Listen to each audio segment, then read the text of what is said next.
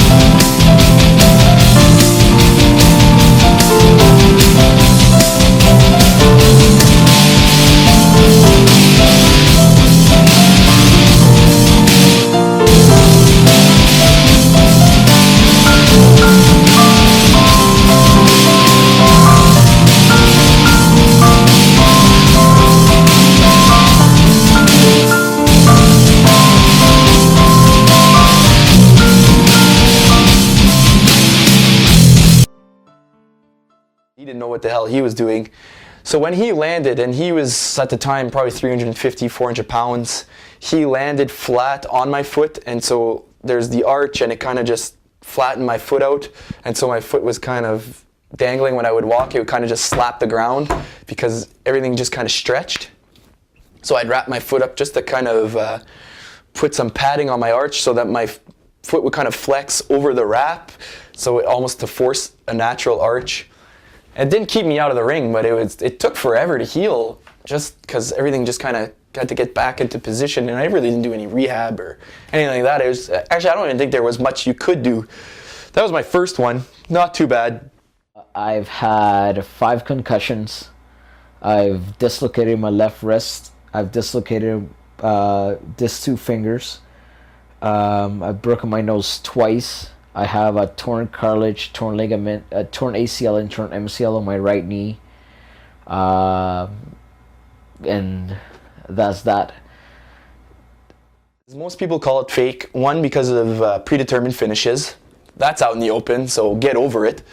I mean, a movie is predetermined, but you still pay $15 for a ticket and $30 for a bag of popcorn, right?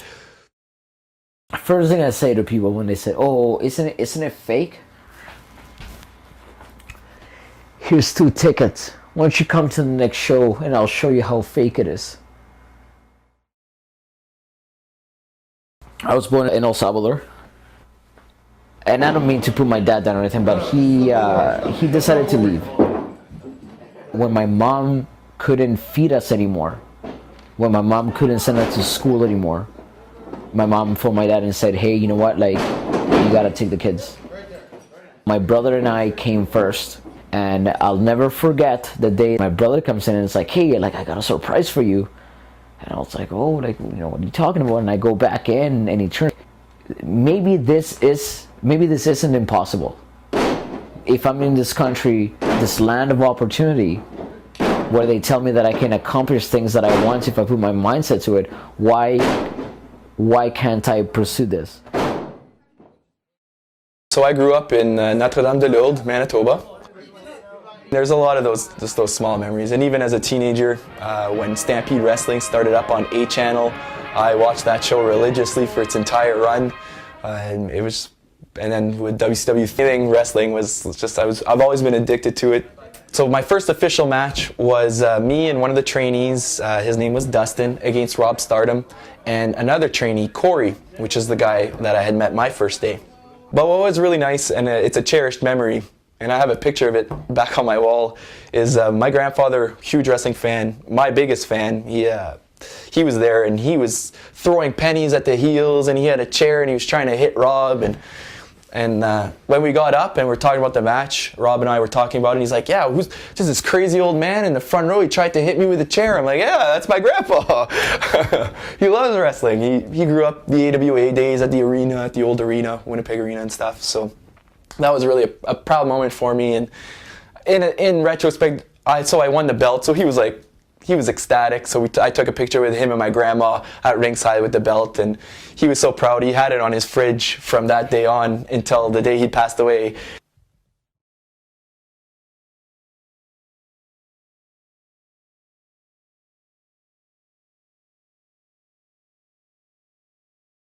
Because you saw me brought in that plywood, and I was gonna say, oh, you know, keep an eye out for it, but it'll be pretty obvious when you see it out. But no, I don't know.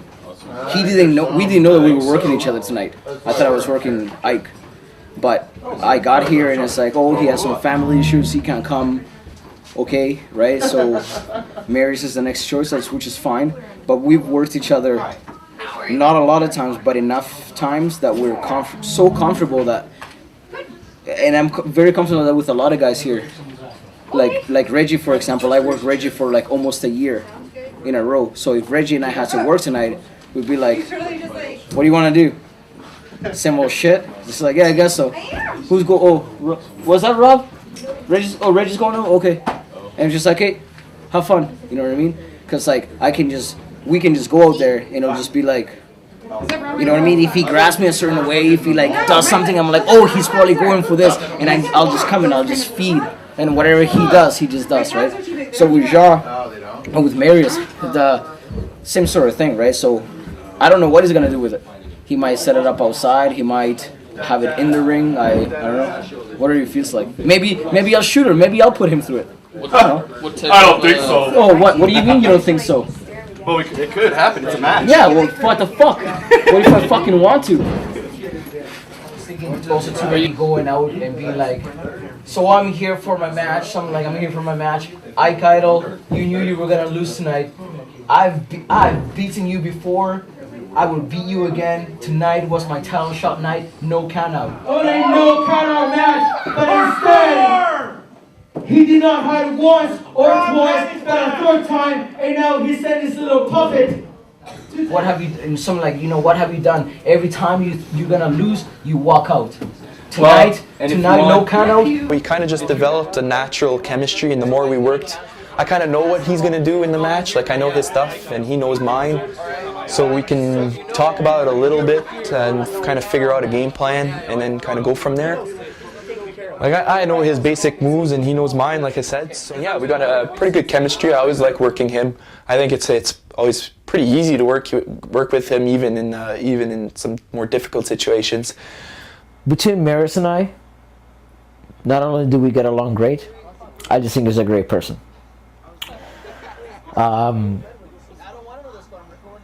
Maybe I don't take enough time to, you know, share my knowledge or what I think I know with other people. I think I'm too into myself and to what I'm doing. John has that. Marius has that. He shares. You know, he shares a lot of his knowledge. And outside the ring, well, he's hilarious. Oh my God. And he's just a funny guy, right? And that's good because that gives you a lot of respect for a person in and outside of the ring. Well, you know, I tried it, calling a lot of stuff in the back, and in the beginning especially, and that was fine, but as I went along, I just found it a struggle to remember each and every little move. Like, you're gonna step over here, and then you're gonna move your right arm this way, and then you're gonna be in this position. So no, I don't like to call things move for move because I find it works against me. So a loose plan with lots of breathing room, and then just kind of figure it out from there. it's a work. And the difference between work and fake is that you're taking care of the person that you're working with. Do we hit each other? I know I fucking hit them. And people that work me, they know when you work in Sombra, you gotta bring it. Cause I'm bringing it. And if you don't like being hit, then tell Rob that you don't want to work me. And I'm not stiff. There's a difference between being stiff and being solid. You don't want to fake to somebody, work to somebody that you're not hitting them and let the crowd see daylight. You're reminding people that you're letting them know what they want to think that is fake. Don't do that. I don't like that. I'd rather get stiffed the fuck up and have people leave like, that little guy got the shit kicked out of him. I don't want to get hurt. I don't want the other guy to fucking hit me. But do you want to be an entertainer or do you want to be a faker?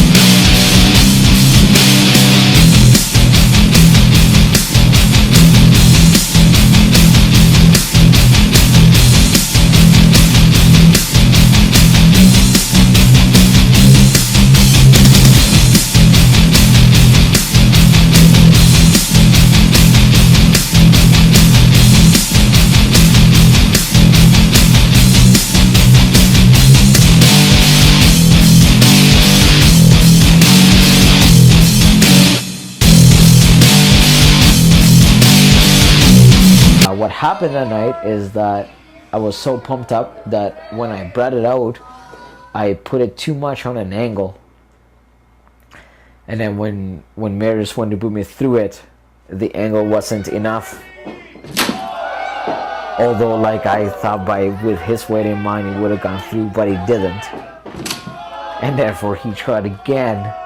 And I mean, he fixed it. He put it up a little bit more, but not enough, I guess.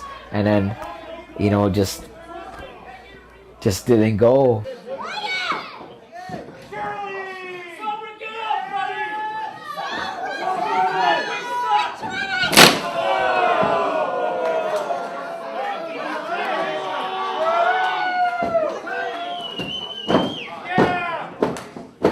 And then he tried a third time, and then it just still didn't go.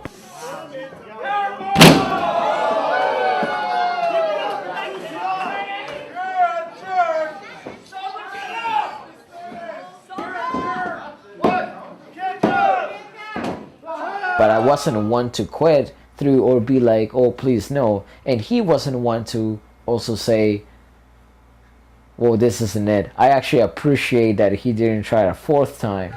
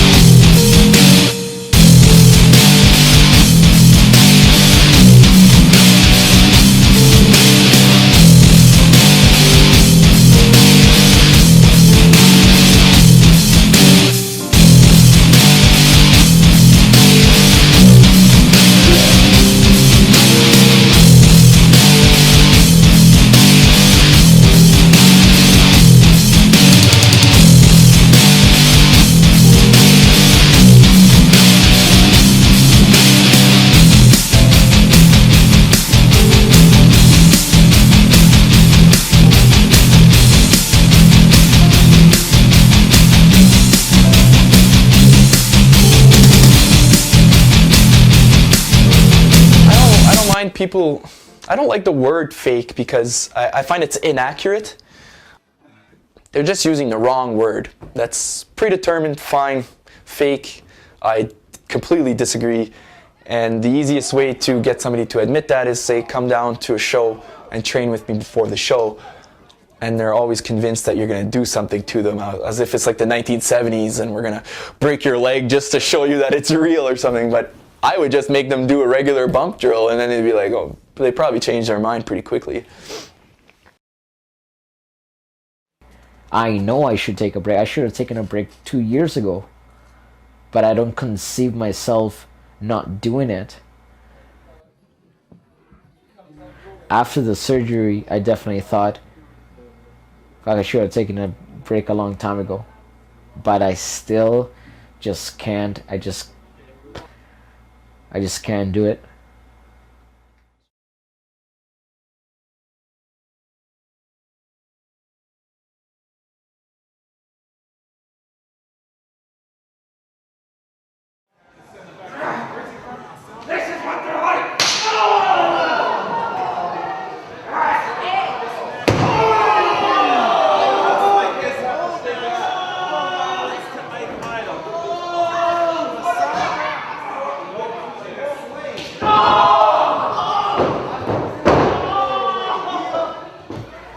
It isn't today like it used to be back then.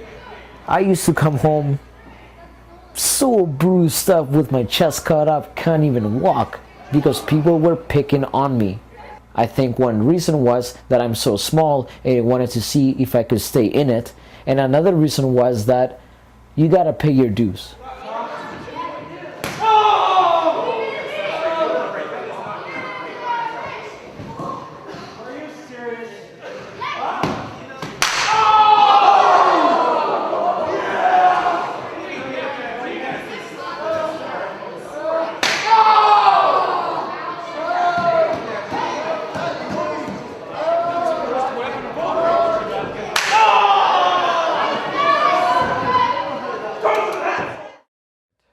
When it came to the Ike Idol match, we used the same plywood, but reversed, because we figured it's already broken up this way.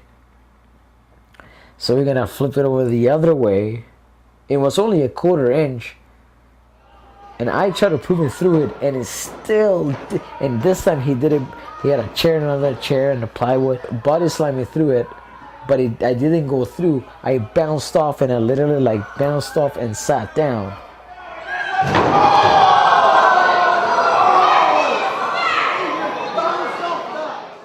Until he just said, okay, you're going through it now. And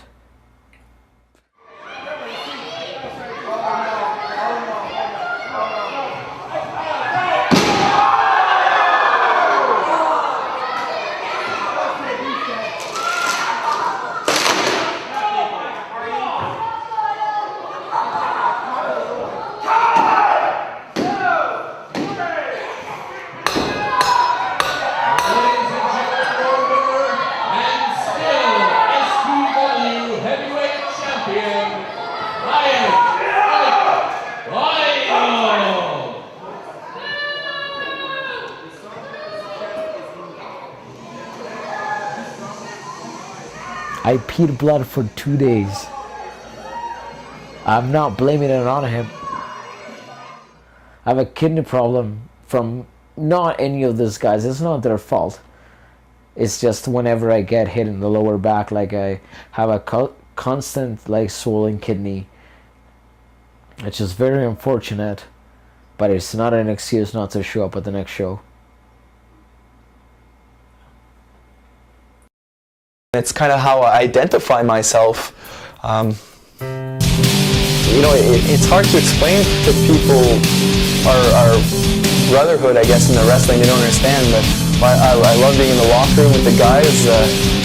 They're the only ones that understand our kind of crazy business and our passion for it and why we like it.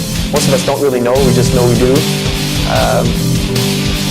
Well, wrestlers are a superhero. And you give up everything. I love it. I mean, I always have. I probably always will. it's a passion, and it was there from the beginning, and it's not burning out anytime soon. I just love it.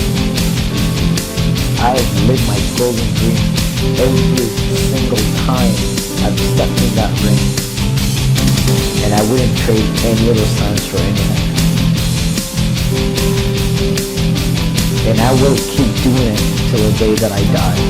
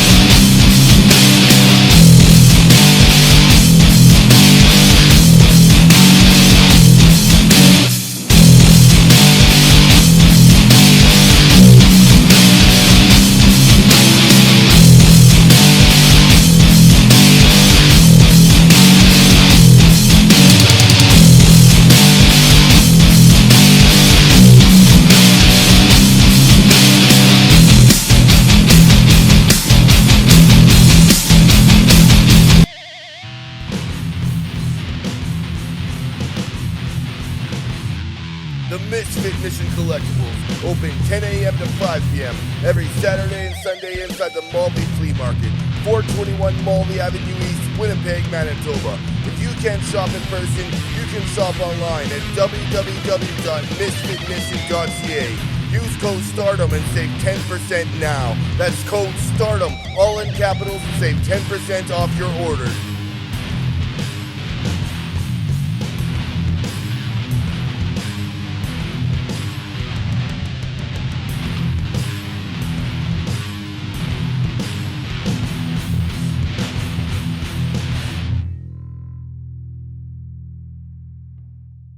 The Total B She's Show. We focus on all things independent wrestling, specifically the economics of it and what promoters can focus on to improve their efforts. We talk about what independent wrestlers should be considering to advance their careers, and we definitely talk about the most important piece of the puzzle, you the fans.